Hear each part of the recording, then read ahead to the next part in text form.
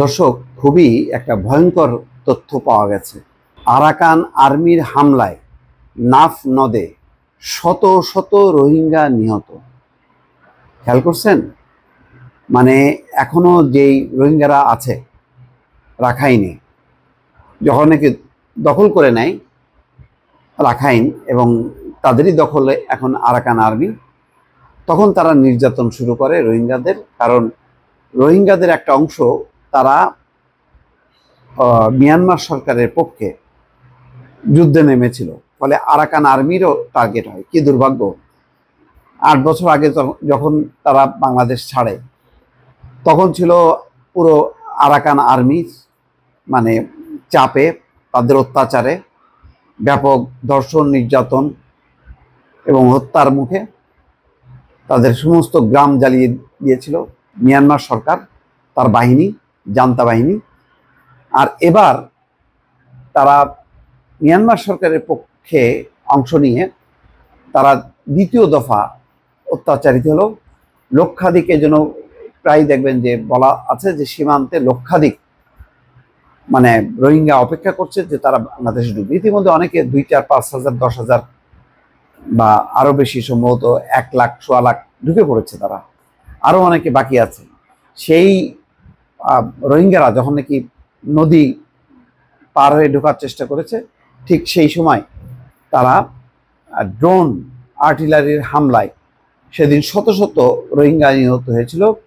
এটা 2024 সালের 5ই আগস্ট নাফ নদী পেরিয়ে বাংলাদেশে প্রবেশের যখন চেষ্টা করেছিল। মঙ্গলবার জাতিসংঘ মানবাধিকার কমিশনের মিয়ানমার নিয়ে প্রকাশিত প্রতিবেদনে এমন তথ্য উঠে আসে।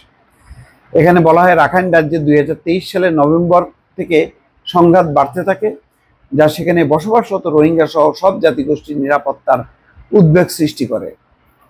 উন্মুক্ত সূত্র অনুযায়ী এখন পর্যন্ত রাখাইনে 409টি বিমান, 274টি আর্টিলারি হামলা সহ কমপক্ষে 1633টি সংঘাতের ঘটনা ঘটে।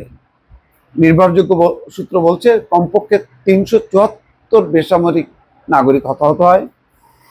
রাখাইনে 2024 সালের ডিসেম্বরে পশ্চিমা সামরিক কমান্ড দখলে নেয় আরাকান আর্মি। একাধিক সূত্র মংডু শহরে গত বছরে 5ই আগস্টের ঘটনাগুলি ধারাবাহিক বর্ণনা দিয়েছে। যুদ্ধ থেকে বাঁচতে এবং বাংলাদেশে পালানোর আশায় সেই সময় হাজারো রোহিঙ্গা শহরটির পশ্চিমে নাফ নদের তীরে জড়ো হয়েছিল। সেদিন বিকেলে শুরু হওয়া ড্রোন এবং আর্টিলারি হামলায় সম্ভবত শত শত রোহিঙ্গার মৃত্যু হয়। এক প্রত্যক্ষদর্শী বলেছে, যারা পথে এবং গ্রামে ছিলেন তারা আটকা পড়েছিলেন, আর যারা নদীর তীরে ছিলেন তারাও আটকা পড়েছিলেন। সেই সময় নদী তীরে 10 থেকে 12,000 মানুষ ছিলেন, সেখানে অনেকেই মারা গেছে। আমরা যেখানে লুকিয়েছিলাম সেখান থেকে সর্বত্র মৃতদেহ দেখতে পাচ্ছিলাম। একজন বেঁচে যাওয়া ব্যক্তি বলেছেন, তারা যে নৌকা করে বাংলাদেশের দিকে যাচ্ছিলেন সেটি ড্রোন হামলার শিকার হয়েছিল। 3 শিশু সহ 46 বেসামরিক নাগরিক নিহত হয়েছিলেন। যদিও আরাকান আর্মি চরমপন্থী মুসলিম সশস্ত্র গোষ্ঠীকে হামলার জন্য দায়ী করেছে, তবে বেঁচে ফেরা রোহিঙ্গারা আরাকান আর্মিকে দায়ী করে।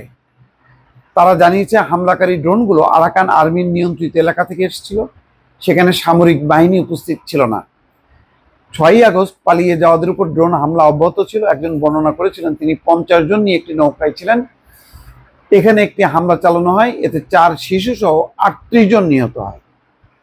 গত মের 14 মাসে সামরিক বাহিনী বিমান হামলার কারণে কমপক্ষে 838 বেসামরিক নাগরিক মারা যায়। এই নিহতের সংখ্যা 1811। এই সময় উদ্বেগজনক 2 ধরনের হামলার ধরন দেখা গেছে। একটি হচ্ছে 6টি রাজ্যে বিস্ফোরকের সঙ্গে সার মিশিয়ে রাসায়নিক অস্ত্র তৈরি করে মিয়ানমারের নাগরিকদের উপর ব্যবহারের 26টি অভিযোগ ওঠে। আরেকটি হলো নিজ দিয়ে উঠতে সক্ষম বিমানের সাহায্যে বেসামরিক এলাকায় বোমা হামলা করা হয়। ভয়ঙ্কর এই তথ্যগুলো। আসলে একটা অবরুদ্ধ জায়গা, ওখানে মিয়ানমার সরকারেরও কোনো অবস্থান নেই, অন্য পশ্চিমা সংবাদ মাধ্যমও নেই। এটা বলা যায় গাজার থেকেও ভয়ঙ্কর পরিস্থিতি। এখানকার যে কি ক্ষয়ক্ষতি, কারা নিহত হচ্ছে, কারা আহত হচ্ছে, এই তথ্যগুলো পশ্চিমা গণমাধ্যমে বা কোথাও আসছে না। হয়তো জাতিসংঘ বিভিন্ন সূত্র থেকে সংগ্রহ করে এই তথ্যটা সামনে এনেছে। দর্শক, ভয়ঙ্কর চিত্র। রোহিঙ্গাদের অবস্থাটা দেখেন, একসময় তারা নির্যাতিত হয়েছে মিয়ানমার সামরিক বাহিনীর হাতে, এখন তারা নির্যাতিত হচ্ছে আরাকান আর্মির হাতে। ভালো থাকবেন, আল্লাহ হাফিজ।